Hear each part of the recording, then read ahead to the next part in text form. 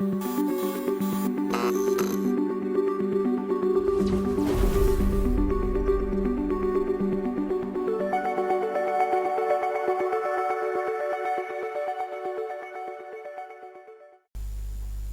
secuencia de datos se divide en paquetes, dijimos. Los paquetes de distintos usuarios comparten los recursos de la red. Cada paquete utiliza todo el ancho de banda del enlace y los recursos se utilizan a medida que se necesita. Esto es un router, es mi dispositivo de borde, y de este lado yo tengo mi red local. Tengo dos hosts, dos terminales que están conectadas a una red local con una interfaz de red de 10 megabits. Y necesito transmitir información a un host, podría ser el caso el C, que está en otra red. El host de origen manda los paquetes al router, el dispositivo B, el host B también manda los paquetes al router. Este dispositivo router organiza los paquetes para sacarlos por el enlace que está determinado, y si ese enlace tiene poco ancho de banda, se empiezan a acumular los paquetes. Entonces estos paquetes necesitan ser almacenados transitoriamente en el router para luego ser despachados por el enlace. Y el dispositivo C va a recibir todo el paquete completo de B o de A en el tiempo que requiera la transmisión. No va a perder los paquetes, pero los va a recibir todo el paquete completo en la medida que se vaya descongestionando el enlace. Los paquetes quedan almacenados en el router en una cola de paquetes. ¿Qué es lo que puede causar retardos en los paquetes? Bueno, por un lado el procesamiento en el nodo. El nodo, estamos hablando del router específicamente, chequea errores a nivel de bits por cada paquete y determina el puerto de salida. El paquete que llega por este extremo, el router tiene que analizarlo para saber cuál es el camino más adecuado para salir. Eso lo va haciendo por cada uno de los paquetes. Dos, las colas que se establecen. El tiempo de espera para ser transmitido a través del enlace. El enlace, donde se hace la propagación de los paquetes entre un router y otro, tiene un ancho de banda asignado que va a permitir transmitir cierta cantidad de paquetes. Si el router recibe mucha cantidad de paquetes y no logra transmitirlo completamente por el enlace, se empieza a producir una congestión, un tiempo de espera en la cola bastante más grande.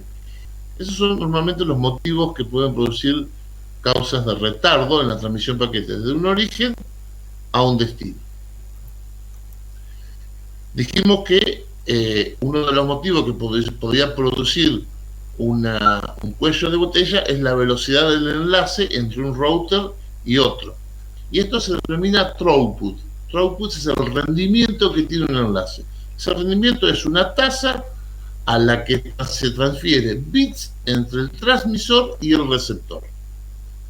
El throughput se puede medir de forma instantánea, es una tasa en un instante dado, o por promedio, tasa en un intervalo. Si yo lo mido en forma instantánea, en algún momento yo puedo medir en un punto qué tasa de transferencia estoy teniendo, o sea, cuántos bits se están dando por segundo. Si no, puedo hacerlo por promedio. Estoy mandando los paquetes desde el emisor hasta el receptor y acumulo una cantidad de paquetes en tiempo donde yo los voy midiendo en forma instantánea y saco un promedio de toda la comunicación. Si yo lo hago de extremo a extremo, voy a obtener el throughput desde mi origen hasta mi destino. Si yo veo que mi tasa de transferencia es baja, quiere decir que en algún lugar estoy teniendo algún problema, algún cuello de botella. Entonces empiezo a segmentar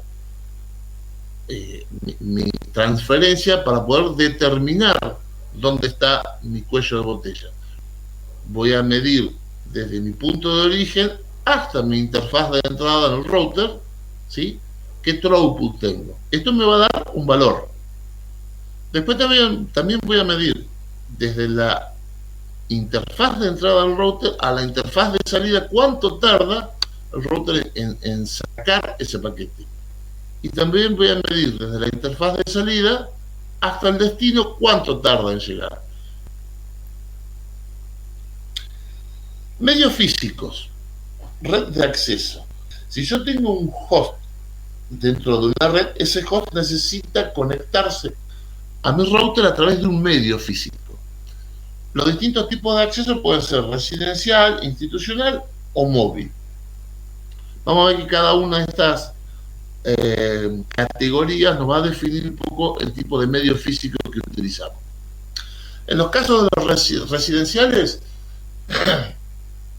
era muy común hace un tiempo atrás utilizar modem sobre una línea telefónica que nos permitía conectarnos a internet a la terrible velocidad de 56 KB por segundo. Para eso se utilizaba el medio físico, era una línea de teléfono, y sobre esa línea en cada extremo había un módem que permitía transmitir datos. Eso fue evolucionando y sobre las mismas líneas de teléfono también aparecieron los ADSL, Asymmetric Digital Subscription Line. ¿Por qué era asincrónico? Porque diferenciaba las velocidades de carga y de subida, el download y el upload. Y tenía una línea física de cada, que era la línea de teléfono. Este tipo de accesos son de punto a punto y son normalmente de tipo residencial. Los de acceso institucional normalmente son redes de tipo LAN, donde hay una cantidad de hosts mucho más grande y se utiliza normalmente cableado estructurado para poder armar una red que es mucho más eficiente, y utilizan protocolos de tipo Ethernet, que son los que determinan la velocidad de comunicación de ese enlace físico. Acá aparece el concepto de LAN, Local Area Network, una red de área local, una red local. Las redes de acceso inalámbrico también es medio contradictorio, pero es un medio físico. Después vamos a entender por qué se le llama medio físico, que tiene que ver un poco con la estructura de la red. Es el medio que nos permite comunicarnos entre un host terminal a un dispositivo de borde, como podría ser un router. Esto es muy común, por ejemplo, en los hogares. Los dispositivos que nos proveen los proveedores ya vienen con una interfaz inalámbrica para que nosotros utilicemos dispositivos inalámbricos dentro de la casa. Una red inalámbrica en una institución, en un organismo o en una universidad va a requerir de otro tipo de hardware, porque la cantidad de dispositivos que se conectan son mucho mayor. Las LANs wireless, Wi-Fi, utilizan un protocolo que es el 802.11, con distintas normas, B, G, la N, creo que son las más nuevas. Cada una de estas normas lo que establece son estándares de velocidad de comunicación, fundamentalmente. Vamos a meternos en otros protocolos. Las redes de por sí son complejas. ¿Por qué son complejas? Porque hay muchos elementos en el medio para que una red funcione. Si nosotros realmente pudiéramos ver la cantidad de dispositivos que hay entre mi celular, mi notebook, como un host terminal, como un host de extremo, a un servidor que está en internet, en el cual yo me estoy conectando a través de un navegador para ver una página web, la cantidad de elementos que pasan por el medio son importantes en cuanto a cantidad y a su funcionalidad. Hay router, hay enlaces, hay aplicaciones, hay protocolos, hay hardware de comunicaciones, hay software de comunicaciones que hacen que toda esta red funcione. ¿Cómo se organiza la estructura de esta red? Bueno, lo que se ha hecho es crear un modelo de capas. ¿Les suena conocido esto? Ya hemos estado viendo algo con modelos de capa, ¿no? En las redes también tenemos un modelo de capas. Cada capa tiene una funcionalidad específica, ¿sí?, que presta un servicio determinado. ¿Qué ventaja tiene este modelo de capa? Permite manejar sistemas complejos y la identificación de relaciones entre los componentes. Esto facilita, al ser este modelo de capa modular, facilita el mantenimiento y la actualización del sistema. Nosotros podemos enfocar en mejorar cada una de esas capas porque tienen una lógica interna propia. Desventaja, hay duplicación de funciones y hay una necesidad de una capa de datos a otra capa para implementar un servicio. Vamos a ver ahora, cuando desmenucemos un poco el modelo este de capa, vamos a ver que hay mucha duplicación de funciones y de datos que se arrastran, que por ahí es una desventaja. Y la otra, que este modelo de capa puede estar sujeto a violación del modelo. Una aplicación maliciosa o malintencionada puede saltarse algunas de las capas e interactuar sin respetar el modelo tal cual como está planteado. ¿Cuáles son las funciones de la capa?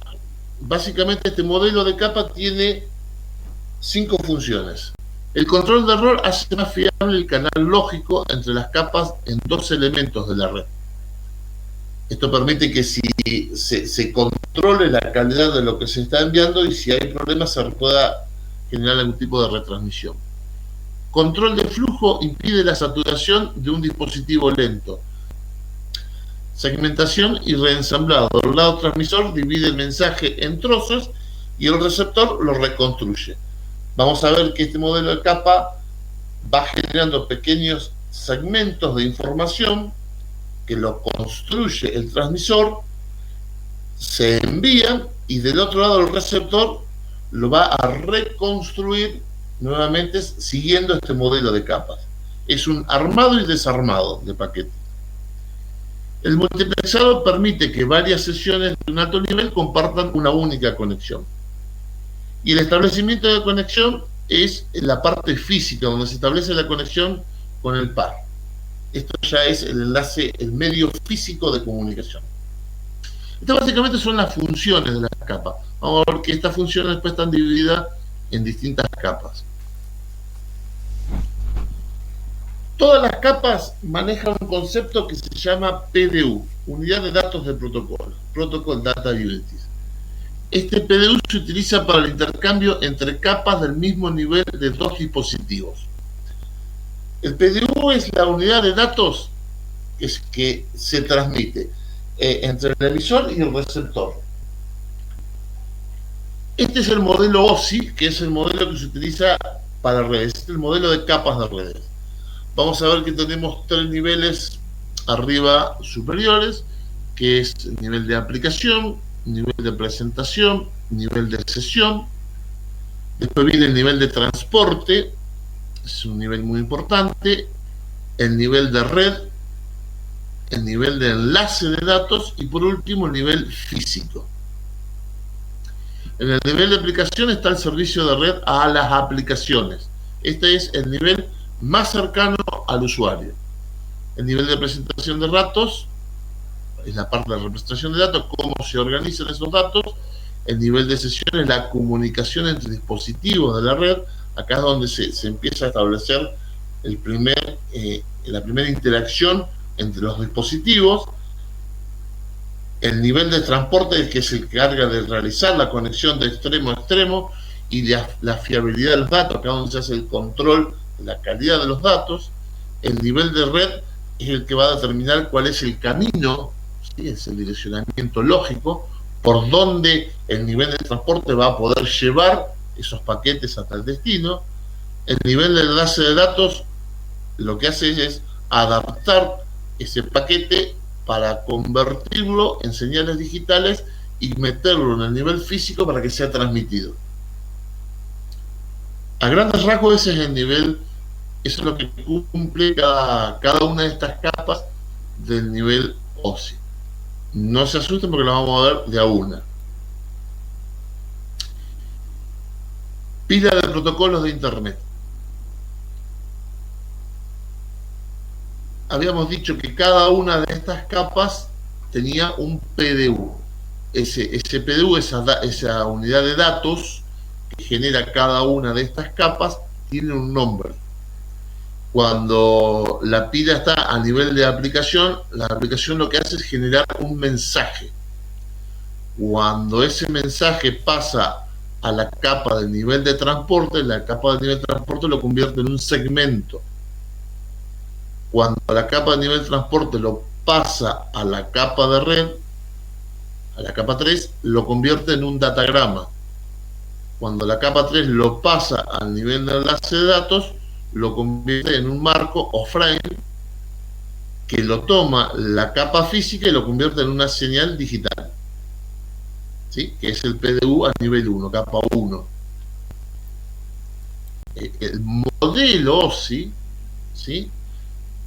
En la práctica, al convertirlo en una pila TCP/IP, la capa más alta del nivel de aplicación se mantiene tal cual como está, con los protocolos que utiliza a nivel TCP/IP. HTTP, que se utiliza para navegar, FTP para transferencia de archivos, POP3 es para el cliente de correo, Telnet y SSH son para establecer conexiones remotas con servidores. El nivel de presentación, sesión y nivel de transporte en la pila TCP/IP está fusionado en la capa del nivel de transporte. La capa de nivel de transporte se encarga de la representación de los datos, de la comunicación entre los dispositivos y de la conexión de extremo a extremo y de la fiabilidad de los datos. Capa 3 en el modelo, en el nivel de red, que establece el camino a seguir, el nivel de enlace de datos, donde se prepara el frame para convertirlo en una señal digital para que el nivel físico lo transmita hacia el host de destino. Si ese modelo de identidad de capa lo llevamos a un ejemplo más claro de cómo se transmitiría un paquete entre un host de origen y un host de destino, vamos a ver acá cómo se va armando toda la estructura del modelo OSI para poder ser transmitido. La aplicación genera un mensaje. Esa aplicación la pasa a la capa de transporte que recibe el mensaje y le agrega un header, un encabezado, ¿sí? Con datos del segmento. La capa de transporte lo pasa a la capa de red, a la capa de network. Lo que le pasa es el segmento. Ese segmento viene con el mensaje y con la información del segmento. La capa de red lee este encabezado y le agrega otro encabezado que tiene que ver con la información de red de esta capa y la pasa a la capa de enlace. La capa de enlace lee este último encabezado, que es la información que le necesita, y determina y la convierte en un frame agregándole la información de frame y la pasa a la capa física, que la convierte en una señal digital y la transmite por un medio. En ese medio, por ejemplo, nos podemos encontrar con un dispositivo que es un switch. Un switch es un dispositivo de conexión de equipamiento que trabaja a capas más inferiores, porque lo único que hace es comunicar una computadora con otra. El switch recibe el paquete en la capa física y solamente trabaja en la capa de link, solamente lee el frame. Con esa información del frame, él sabe a qué puerto de switch tiene que enviar el paquete para que continúe por otro enlace donde lo recibe otro tipo de dispositivo, que es el router. Y acá vamos a ver que el router trabaja en la capa 3. ¿Sí? Entonces el router recibe ese paquete por la capa física, lo recibe el link va a leer la información del frame y la va a pasar a la capa de red. La capa de red va a leer el datagrama que contiene información de la red. Con esta información va a determinar cuál es el camino más correcto, el camino más adecuado que tiene que resolver el router para que ese paquete llegue al destino. Con esa información vuelve a armar el datagrama con otro encabezado, ¿sí? Que es la información de destino. El link lo recibe y le agrega el encabezado del frame lo manda a la interfaz física que lo convierte en señales digitales y llega al equipo destino. Y el equipo destino empieza a desandar todo el modelo OSI de vuelta hacia arriba. Lo recibe como una señal física, en la capa de enlace lee el encabezado del frame y se lo pasa a la capa de red lee su encabezado y se lo pasa a la capa de transporte lee su encabezado y le pasa el mensaje a la capa de aplicación. Entonces acá vemos que cada capa se comunica entre sí con el PDU que corresponde a su capa. La aplicación se entiende con aplicación a través de un mensaje. Transporte se entiende con transporte a través de un segmento. La capa de red se entiende con la capa de red a través de un datagrama. Y la de link se entiende con la de link a través de un frame. Todo esto no es más que información metida dentro de un paquete que contiene el mensaje, con una cabecera para el segmento, con una cabecera para el datagrama y con una cabecera para el frame. Así es como se transmite un paquete a través de la red. Ventaja de esto parecería engorroso, de hecho es engorroso, pero la cantidad de paquetes que se transmiten por segundo es inmensa. Entonces esto hace que la comunicación en una red sea fluida. Cuando decíamos que una red es compleja, nos referíamos a todo este camino que tiene que recorrer un paquete para poder llegar desde un origen hasta un destino.